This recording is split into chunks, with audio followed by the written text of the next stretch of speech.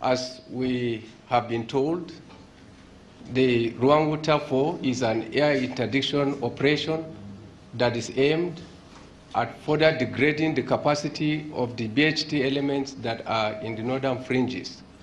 We are looking at collaborating in close synergy with the MNJTF force and the Egg Task Force division that are based in Monguno.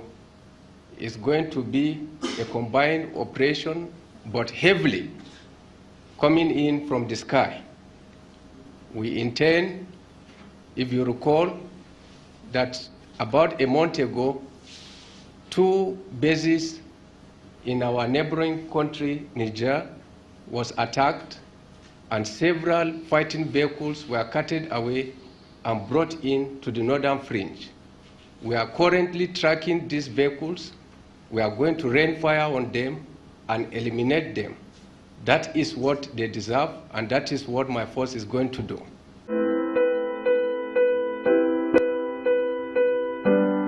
The military insists it is winning the war against insurgency, even though they have had to deal with some continuous suicide bombings.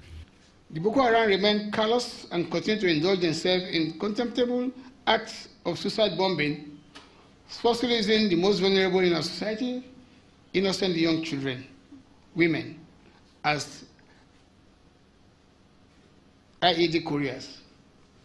They are impatiently continue to target both civilian and military vehicles with their improvised explosive device, either planted on the road or conveyed in vehicle. We want to speak to our people that our people should please be rest assured that we are dauntless and we tirelessly keep seeking out and neutralizing these Boko Haram suicide bomber couriers, as well as destroying their factories. Several suicide bomb attacks were proactively averted by own troops before they reach their target destination. The Boko Haram improvised explosive device planted along roads targeting innocent road users, also detected and safely detonated by our explosive ordnance disposal team.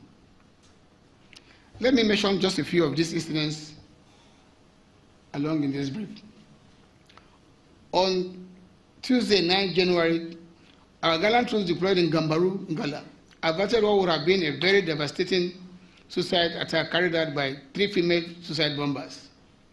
2 of the suicide bombers trapped with a suicide vests who attempted to infiltrate Gambaru town were taken out by own troops. The 3rd suicide bomber was also intercepted in the same general area and has been taken into custody with a suicide vest. It means over time, they'll be equipping themselves, either cutting away from the military, from the police and other security agencies, or getting it from different sources. But what we've done now is to block all their supply routes, and you can see that they are running out of everything. We are picking the balance of what they have in the bush. So I will assure you that those logistics won't get to them again. The theater commander demands more funding for a much more thorough job. On the issue of the $1 million, well, I don't have much to say on that. That is a government policy. But what I'm going to say is that, for instance, the Super Tucano aircraft that the federal government is trying to buy from the military, from the American, one of those aircraft costs about $40 million. An Apache helicopter, for instance, costs almost between $20 to $65 million. You can cross-check these things, they're all in the net. So talking about $1 million to the military in the Northeast, to me, is grossly inadequate. Okay, if we want to buy maybe a latest tank, you talk about between $5 to $6 million. These are all in the net. You can assess them, and then you can, on your own, decide if that amount is reasonable or not. That's all I can say, but that is not what we should be talking about in the Northeast. All we know that the federal government to give us our fighting materials and we deliver based on our constitutional rules.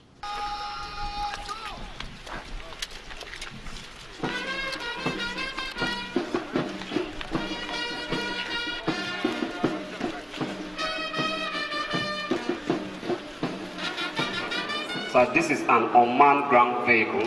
So the unmanned technology and all the parts were gotten here in Nigeria, in Kaduna, where a police officer approaches a suspected improvised explosive device.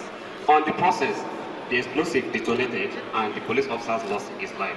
The unmanned ground vehicle is incorporated with a frequency jammer. We know that improvised explosive device make use of frequencies. So with the tracker, when activated, and it can also go as far as frequency jammer range of 100 meters. President Muhammadu Buhari commissioned an unmanned aerial vehicle codenamed Saigunmi, locally produced by the Nigerian Air Force in Kaduna State, in northwestern region of the country.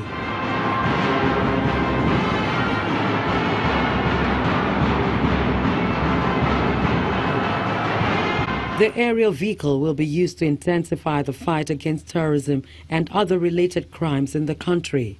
The role of the military as an enabler of national development cannot be overemphasized, as efforts would be futile if national security is not first guaranteed.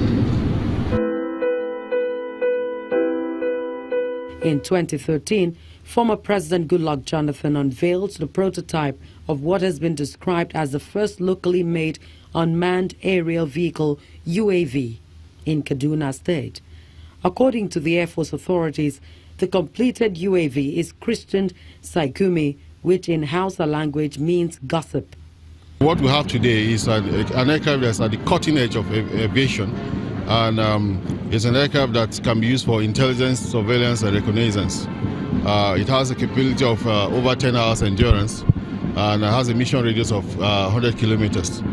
And so this UAV is a game changer in the security architecture of Nigeria, and it also has several other uses. Apart from being a military hardware, the UAV will also be used for intelligence gathering, weather forecast, disaster management, power line survey, and law enforcement.